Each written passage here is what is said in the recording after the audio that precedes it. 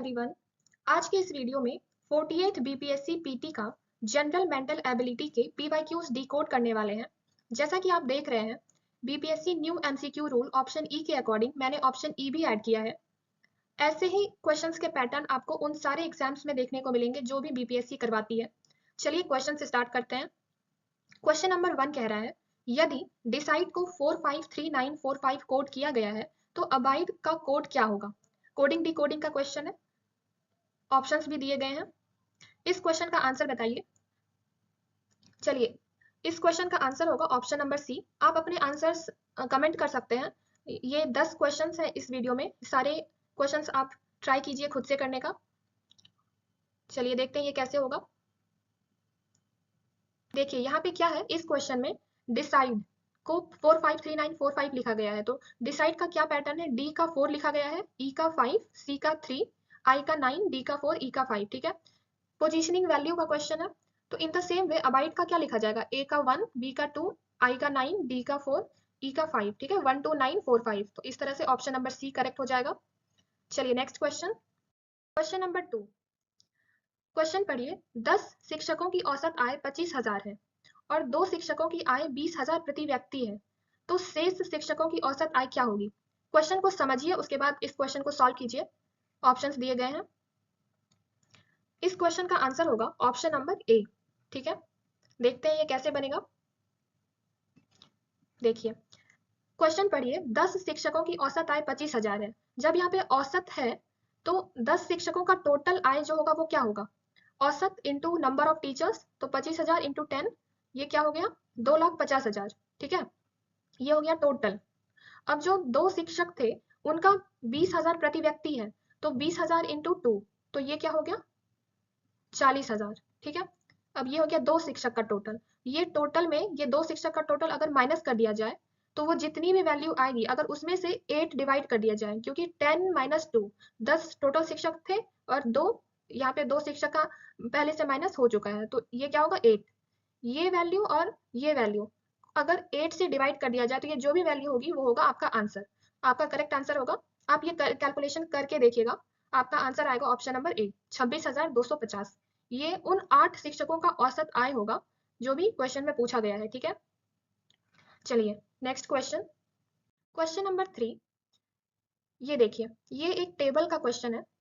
यहाँ पे टेबल दी गई है, ये आप देखिएगा, ये मैं हाईलाइट कर दे रही हूँ। क्वेश्चन नंबर 3 पढ़िए, एक कक्षा परीक्षा में x और y के अंक निम्न हैं। इस टेबल में देखिए x और y का जो मार्क्स दिया गया है वो इस तरह से दिया गया है। क्वेश्चन में पूछा जा रहा है किसने अधिक अंक प्राप्त किए और कितना। ठीक है, पहले इस टेबल को देखिए। सब्जेक्ट आपका क्या दिया गया है, इंग्लिश, हिंदी, मैथ्स, हिस्ट्री, और x कोई स्टूडेंट होगा और y कोई स्टूडेंट होगा, तो दोनों का अलग अलग अपना सारे सब्जेक्ट के रिस्पेक्टिव मार्क्स दिया गया है। टोटल है 100। ठीक है, फॉर एग्जाम्पल 100 टोटल है, तो x को इंग्लिश सब्जेक्ट में 84 नंबर आए और y को इंग्लिश सब्जेक्ट में 91 नंबर आए, इस तरह से। ठीक है, चलिए क्वेश्चन करते हैं। क्वेश्चन का आंसर है ऑप्शन नंबर ए। अब ये कैसे होगा, अगर आप ये क्वेश्चन बना पा रहे हैं तो वेरी गुड, मैं एक्सप्लेन भी करूंगी। चलिए देखते हैं। यहाँ पे देखिए क्वेश्चन में सबसे पहले पूछा जा रहा है किसने अधिक अंक प्राप्त किए और कितना। ठीक है, तो यहाँ पे देखिए ये जो x का है, ये वैल्यू, ये x का टोटल हमें सबसे पहले कैलकुलेट करना है। इन सारे वैल्यू को जब आप ऐड कीजिएगा तो आपको मिलेगा 323, और ये y का जो टोटल है, इन सारे वैल्यू को जब आप ऐड कीजिएगा तो आपको मिलेगा 318। ठीक है, उसके बाद आपको क्या करना है, जो डिफरेंस है ये 323 और 318, ये क्या डिफरेंस है, इसका 5 का डिफरेंस है। ठीक है, अब देखिए 5 का डिफरेंस आ रहा है, तो अब टोटल जो सब्जेक्ट है 100 100 100 100 4 टाइम्स, तो 400 ये टोटल हो जाएगा। 400 से डिवाइड कीजिए, इंटू 100 कीजिए, क्योंकि यहाँ प्रतिशत में ऑप्शंस दिए गए हैं, तो ये क्या हो जाएगा 5/4। अब ये 1.25 आएगा। ठीक है, 1.25, तो इसका अप्रॉक्स वैल्यू आप लिख सकते हैं 1%। अब इन दोनों में से ज्यादा किसका है, x का, तो x ने 1% अधिक अंक पाए। यहाँ पे y तो होगा नहीं, ये ऑप्शन ऐसे ही गलत हो जाएगा, और यहाँ पे 2% है, 2% होगा नहीं। अगर यहाँ पे 1.75 के आसपास आता तो यहाँ पे अप्रॉक्स 2% लिख सकते थे, लेकिन यहाँ पे 1.25 है, तो यहाँ पे 1% ही होगा। ठीक है, तो x ने 1% अधिक अंक पाए, ऑप्शन नंबर ए करेक्ट हो जाएगा। चलिए नेक्स्ट क्वेश्चन करते हैं। क्वेश्चन नंबर 4, आप अपने आंसर कमेंट कीजिएगा। क्वेश्चन नंबर 4 कह रहा है यदि x प्रतिशत of y is equal to y प्रतिशत ऑफ z है तो z क्या होगा। इस क्वेश्चन को बनाइए। मैंने सारे क्वेश्चंस बाइलिंगुअल दिए हैं, जिस भी मीडियम में आप कंफर्टेबल हैं आप उस मीडियम में ट्राई कीजिए बनाने का। देखते हैं ये क्वेश्चन कैसे बनेगा। Option number A correct answer होगा। देखिए यहाँ पे क्या कहा जा रहा है कि क्वेश्चन में दिया गया है x प्रतिशत ऑफ y, मतलब ऑफ y इस ये हो जाएगा x upon 100 into y is equal to y प्रतिशत ऑफ z। इसका मतलब क्या हुआ, y अपॉन 100 इंटू z। अब देखिए ये 100 कट गया, y से y कट गया, अब x यहाँ पे बचा, x is equal to z। Question में पूछा जा रहा है z is equal to what, तो यहाँ पे x हो जाएगा ऑप्शन नंबर ए। ठीक है, चलिए नेक्स्ट क्वेश्चन।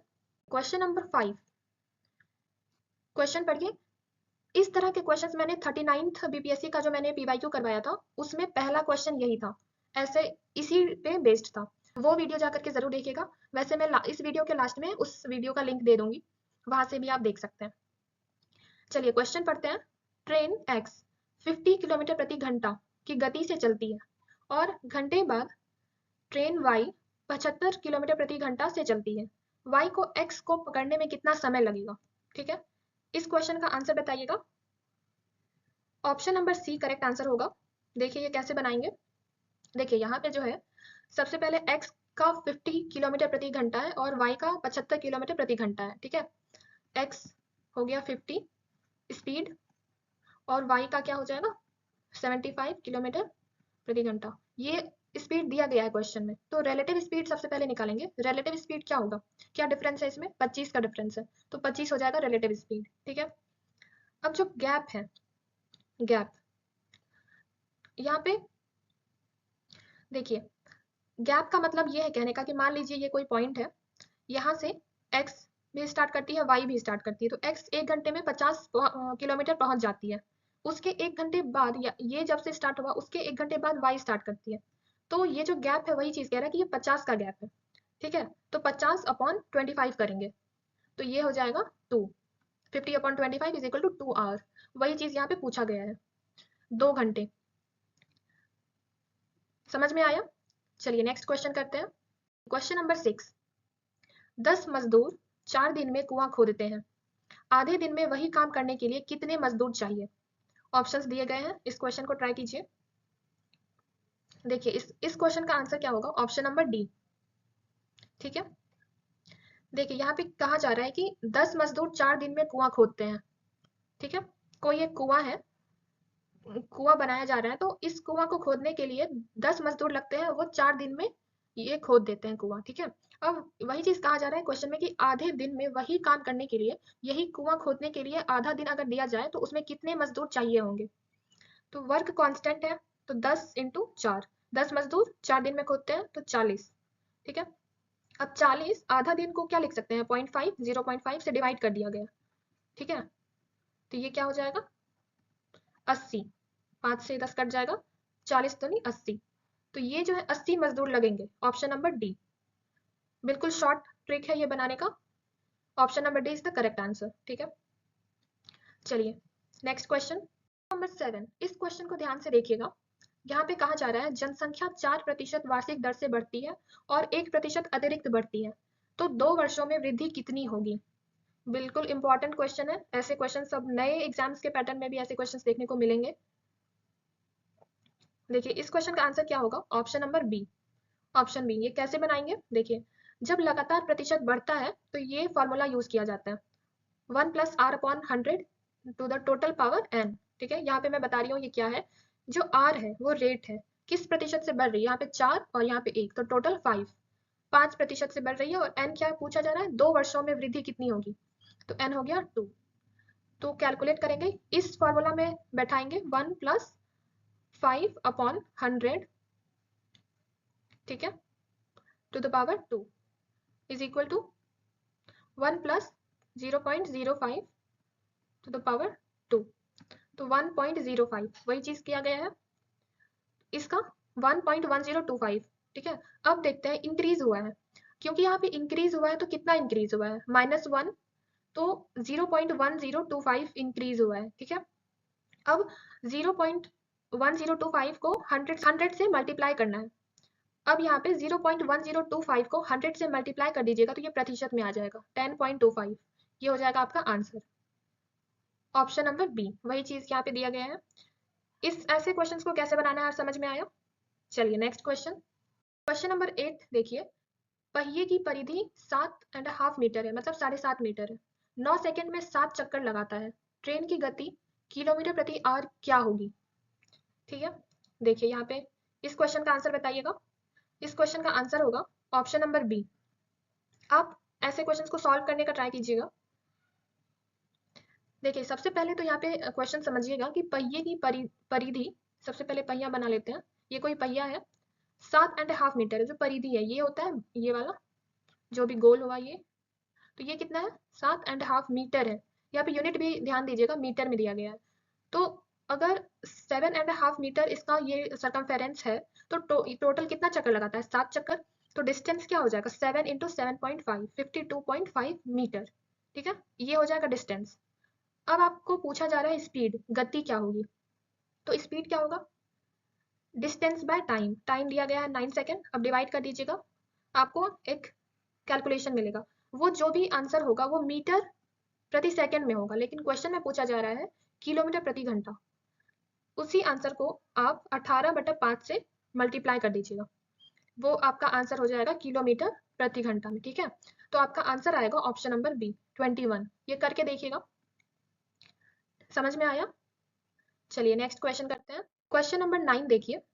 लकड़ी के ब्लॉक का आकार 5 इंटू 10 इंटू 20 सेंटीमीटर है। न्यूनतम घन बनाने के लिए कितने ब्लॉक चाहिए। इस क्वेश्चन का आंसर बताइएगा। चलिए देखते हैं, option number B is the correct answer. ये कैसे बनाएंगे देखिए, सबसे पहले तो इसका एलसीएम ले लेंगे। यहाँ पे जो डायमेंशन दिया गया है 5, 10, 20, ठीक है। तो 5, 10 और 20 का एलसीएम ले लेंगे। आप 4, 1, 2, तो यहाँ पे देखिए 5 इंटू 2 इंटू 2, ये क्या आ रहा है 20 आ रहा है। ये हो गया एलसीएम। एलसीएम 20 हो गया। क्यूब, क्यूब का क्या निकालेंगे, क्यूब 20 टू द पावर 3 कर देंगे। ठीक है, अब देखिए उसके बाद क्या करना है, ये जो ब्लॉक्स निकालने हैं हमें, ये देखिए यहाँ पे आप इसका आयतन निकाल लिया आपने, आप इसको 1000 से डिवाइड कर दीजिए तो ये हो जाएगा 8। ठीक है, 8 is the correct answer, option number B. बिल्कुल शॉर्ट है, शॉर्ट में बनाना है। Option number B is the correct answer. समझ में आया। अब आप पूछ रहे होंगे कि ये 1000 से डिवाइड क्यों किया। यहाँ पे देखिए ये जो डायमेंशन दिया गया है ना 5, 10, 20, ये मल्टीप्लाई कर दिया गया, वो हो गया 1000 से फिर डिवाइड कर दिया गया तो बच गया 8। 8 इज द करेक्ट आंसर। ठीक है, चलिए next question, question number 10 and this is the last question. देखिए 180 सीढ़ियों वाली मीनार पर चढ़ते समय हर 30 सीढ़ियों के बाद 2 मिनट आराम करता है। कुल आराम समय कितना है। ऑप्शंस दिए गए हैं, इसका आंसर बताइएगा। देखिए इसका जो करेक्ट आंसर है ऑप्शन नंबर सी। ठीक है, 10 मिनट। अब ये कैसे बनेगा, देखिए यहाँ पे जो है कितनी सीढ़ियाँ हैं, टोटल 180 सीढ़ियाँ हैं। ठीक है, मान लीजिए कि ये यहाँ से स्टार्ट होती है सीढ़ियाँ, तो यहाँ से जा करके यहाँ पे 180 खत्म होती है। यहाँ से पहला सीढ़ी है, फिर इस तरह से जाते जाते 180 पे खत्म होता है। अब यहाँ पे कहा जा रहा है कि 30 सीढ़ियाँ के बाद 2 मिनट आराम करता है। अब यहाँ पे देखिए जो पहला चढ़ेगा, यहाँ पे मान लीजिए 30 सीढ़ी खत्म हो गया तो यहाँ पे 2 मिनट का आराम होगा। यहाँ पे फिर 30 सीढ़ियाँ खत्म हो गई, यहाँ पे 2 मिनट का आराम होगा। पहले 30 पे करेगा, फिर 60 पे, फिर 90 पे, फिर 120 पे, फिर 150 पे, उसके बाद 180 पे तो ये आ ही जाएगा। यहाँ पे तो ये इसका डेस्टिनेशन है। ठीक है, बीच में कहाँ कहाँ रुका, 5 जगह रुका, तो स्टॉप एट 30, 60, 90, 120, 150, वही चीज़ है 5 जगह है। वही है 5 आराम करता है हर एक स्टॉप पे, तो 10 हो जाएगा टोटल मिनट। ठीक है, ऑप्शन नंबर सी, बिल्कुल आसान था। और यहाँ पर आपके 40th बीपीएससी में जो भी क्वेश्चंस पूछे गए थे वो सारे क्वेश्चंस खत्म होते हैं। ये इन सारे क्वेश्चंस को आप प्रैक्टिस कीजिएगा। अगर आपको ये वीडियो अच्छा लगा हो तो इस चैनल को सब्सक्राइब कीजिए, लाइक कीजिए, शेयर कीजिए एंड कमेंट कीजिएगा। Thank you.